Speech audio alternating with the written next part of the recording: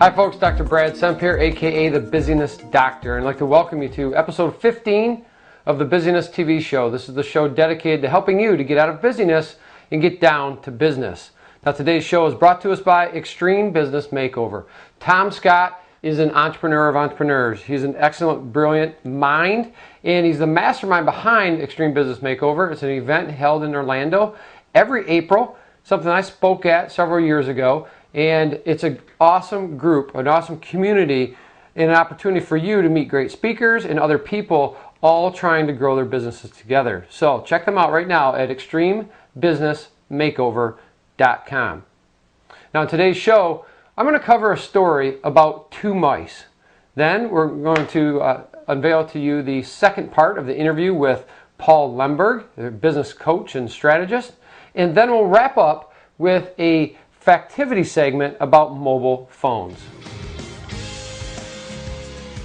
It's now time for our Buck the System segment. This is a segment in which we take a look at real life examples of people, animals, that buck the system to produce extraordinary results. Now in today's segment I have a personal story for you. My wife and I and our 5 children went out to dinner the other night, and we actually had Lee's nephew who was down, Kevin. So we had 6 total kids, plus Lee and I. And we went to dinner, met a couple friends of ours who have 3 children, had dinner, and when we left, we live in the same subdivision, they were heading back, they left before us, and as we were pulling away after getting all 5 children plus Lee's nephew into the car, which is no small task, we get them all in the car, we noticed that our couple friends and their children were going into Petco before we even left the shopping area. So we, in Semp fashion, spontaneity, pull over and say, hey kids, let's go in, let's see what the terraces are doing. So we fly in there, go into Petco. Now we've got 8 kids plus Lee's nephew running around looking at snakes, the corn snakes, the pythons, the baby boas, on and on. Then we took a look at gerbils because my kids absolutely want a gerbil. They're not getting one.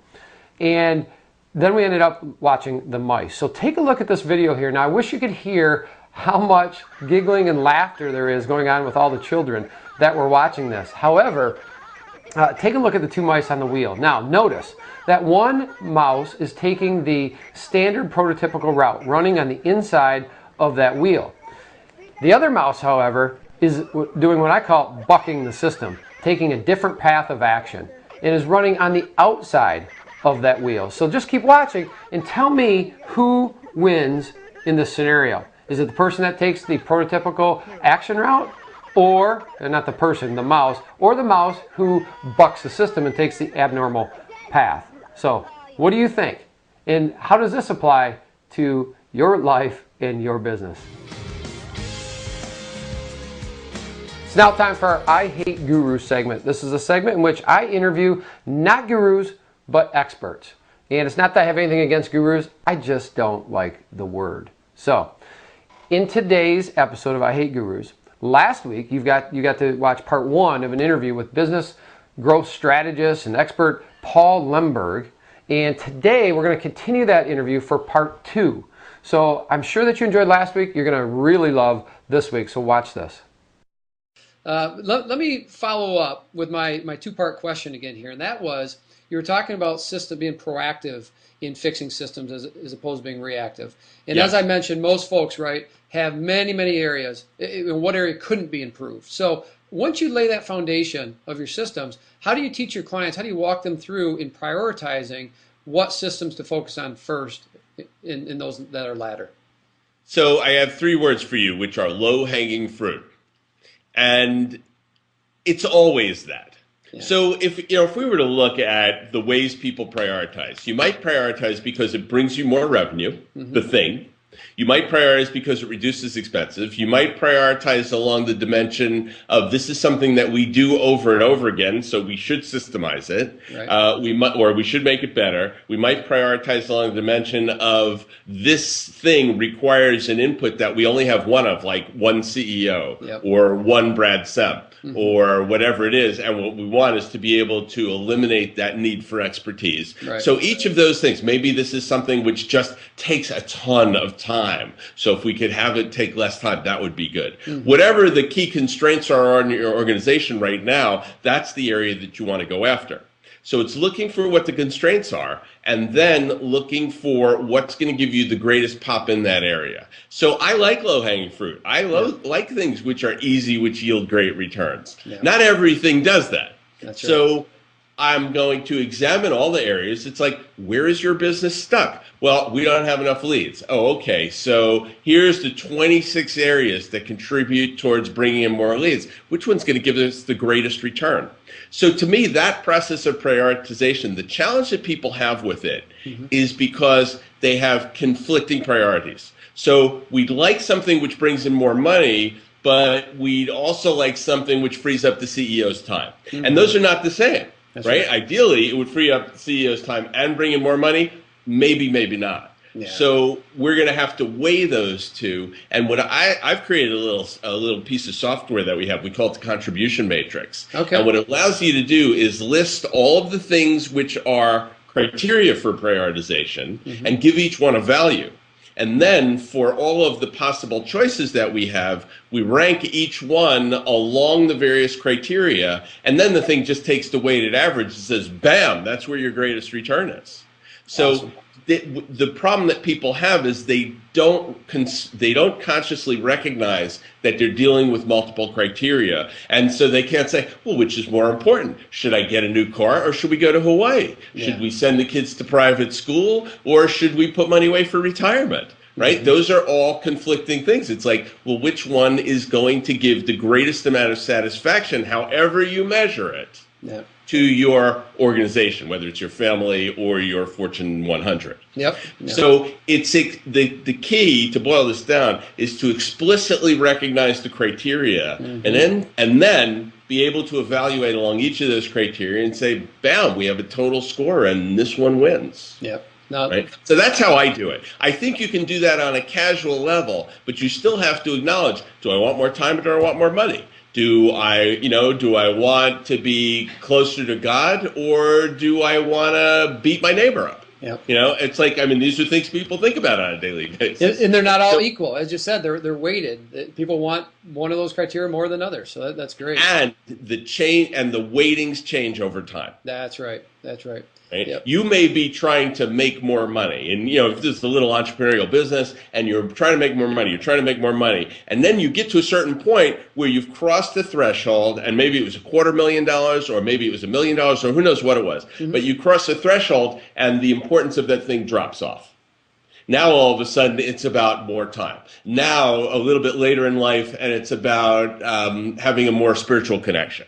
And what's interesting is in India, people actually have a system, which is that they sort of look at their lives in compartments, and at each stage, every 20 years, there's a global change in what your priorities are. And I mean, that's really true for every system in every country. People are that way. They've just codified it. Right? And by the time you get to be 60 years old, the expectation is you're past making money, you've paid for your kids, you've acquired whatever assets you've gotten, and now it's time to be spiritual. So it's a really interesting sort of model. I think that as individuals and as corporate entities, it's worth saying what's important today.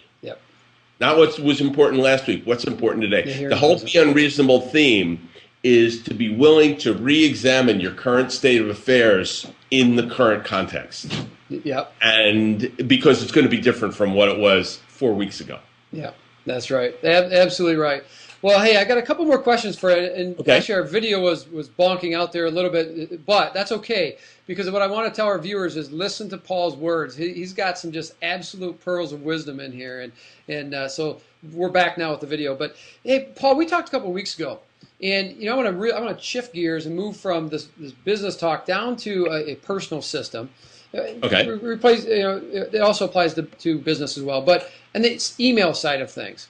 And I was talking about how we have email for busy people, and that's a system that actually does do what I say, buck the system, as you say, be critical and step outside the expected. But you mentioned one way that you've taken clients, given them advice to handle their email. What was that? So I call it email bankruptcy. I love it. And there's two parts to it. And if you just want to do this on your own, it's really very simple. most people have this problem, which is their inbox has become a filing system. And or let's say it's more like a tickler. It's both. It's a filing system. It's a tickler system. Yeah. And you might have 1,000 emails in the inbox section, and you're always thinking, I'll get to this. Oh, I actually can't take care of this now. I'll leave it in my inbox, and I'll get to it when I can. And of course, more emails come in, and it gets pushed, and now when you go down to the bottom, that was actually like 16 months ago. Mm-hmm. So you're never getting to this thing. Because even if you saw it now, 16 months later, you go, it's a little late to handle that. And yet you leave it there. And of course, by leaving it there, it creates all this psychic pressure. So that just contributes to busy people feeling far more busy than they actually are. That's right. So I found this great stress reliever, and it's called email bankruptcy. And the way it works is very simple. Write an email, and I would keep it short. And the email is basically, it's going to go to every single person in your contact folder. Mm-hmm. And you just blast it out, and you say, I just want to let you know, I've declared email bankruptcy.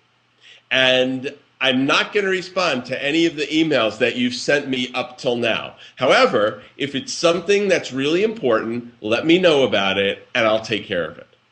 And that's how it works. And then what you do is you take all those emails. Depending upon how much nerve you have, you might just hit delete and have them all go away, because the important ones are going to come back to you anyway. Yep. But if you're kind of afraid, or if you're a pack rat like me and you want to hold on to these things, then just shove them into a folder somewhere. You'll never look at them ever again. Yep. I could give you another tip, by the way. It's the same thing for cleaning your desk. Yeah, go ahead. This is great. You're going to love this. So get a banker's box. This is for people, it's great for ADD people. It's great for people who are just plain slobs, or for people for whom stuff piles up. Right. And you get a banker's box, and you take everything that's on every surface in your office, and you shove it into the banker's box. And then you put the cover on. You don't have to tape it or anything. Put the cover on, and you write on it the date and shove it in the corner. Or if you have a closet, shove it in the closet. That's it. Yep. Now, anything that's important that you really have to handle, those people will contact you again. And then you take care of it. And that's what, and then anything like a couple months later, you're going, oh, what did I do with that contract?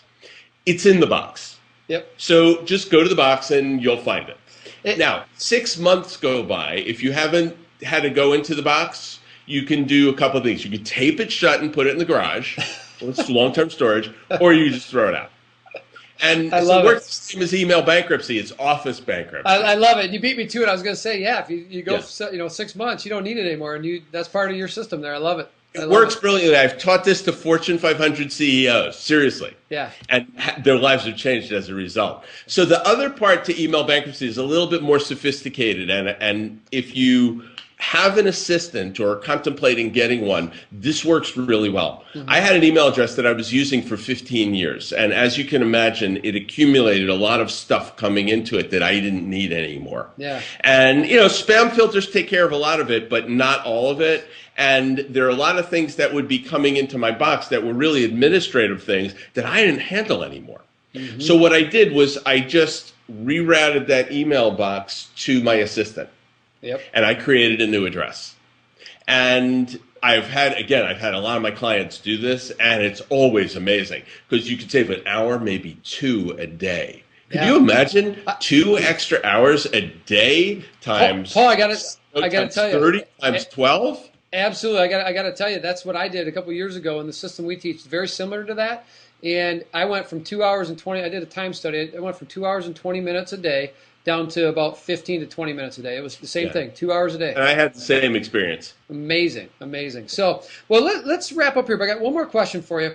I teach this concept of action units, and they're 15-minute, very focused time increments of action, tackling a task or action, uninterrupted. We've got 96 action units. Everyone has 96 action units per day. And I know this is a broad question because you work with clients on many different levels. So, but let's say, an entrepreneur, small business owner, what is one action unit, one 15-minute thing that they should be doing every single day consistently to move their business forward? And I know it's a very, very, really asking you to boil stuff down here, but one action unit somebody absolutely has to take out of their 96 every day. So this is totally counterintuitive, but it's a 15-minute meditation. Okay. And that's what I would recommend. And the reason I feel comfortable recommending it is because most people aren't doing it. Mm-hmm. A lot of people are.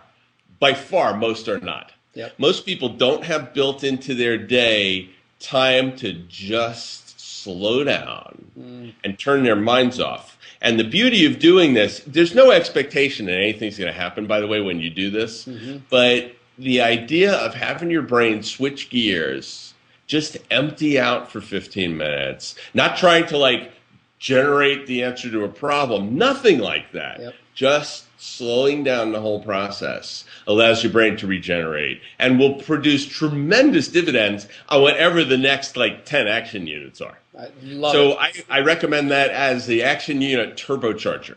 I love it. I love it, Paul. And that's an awesome recommendation for busy people.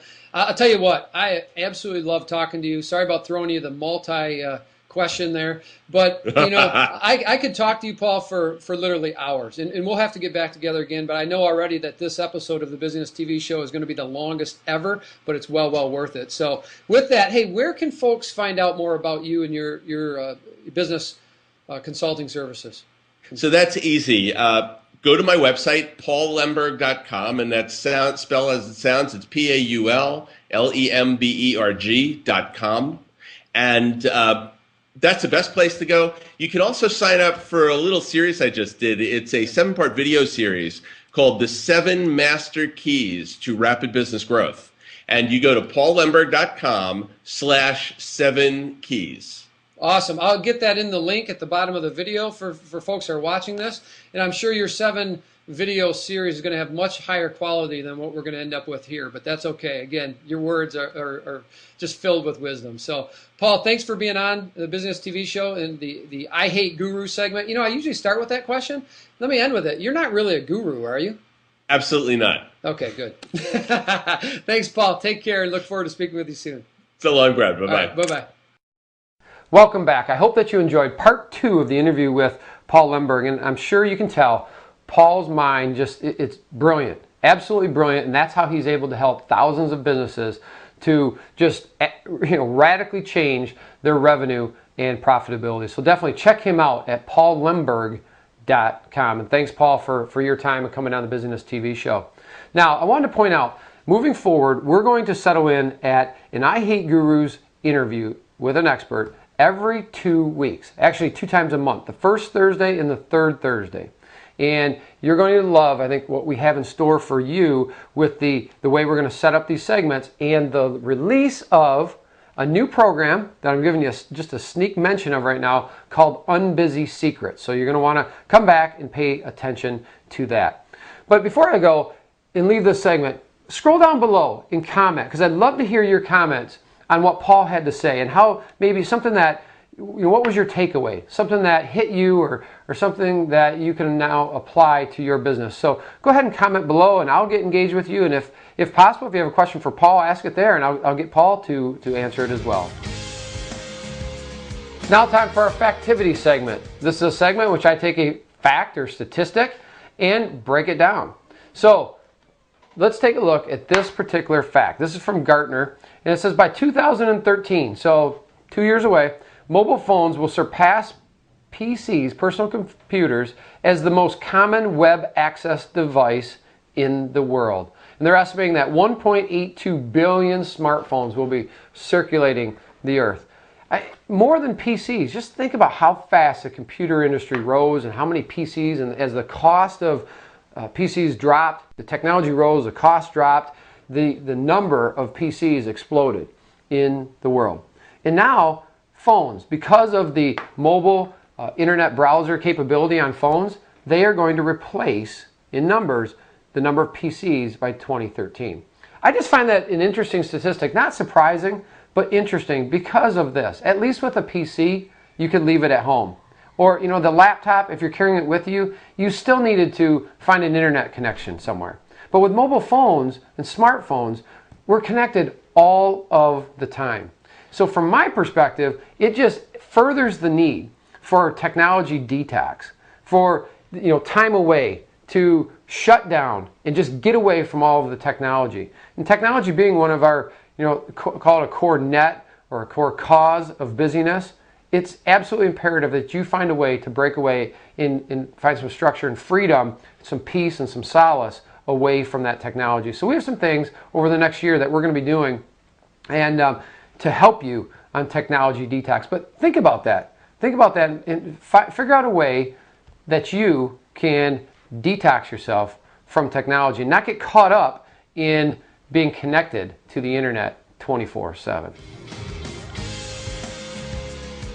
So that wraps up the Busyness TV show for today. I'd like to thank you for being here and remind you as always, on anything, comment below. Scroll down, give us a comment because I'd love to hear from you. Your input, what you like, what you don't like, you have questions, and I will engage with you there or get the expert like today, Paul Lemberg, to engage. Also like to remind you to register for show notifications and updates so that every time we release a new show, you'll be notified either via email by subscribing at busyness.com or via iTunes. Go to iTunes and search for the Busyness TV show, subscribe via that, and you can watch it right on your computer via iTunes. So, also don't forget to like us at Facebook at facebook.com/Busyness TV. You can find us on Twitter as well at Busyness TV. So I'm Dr. Brad Semp, the Busyness Doctor. Thank you for being here. I look forward to seeing you next Thursday on the next episode of the Busyness TV show. Take care and bye-bye.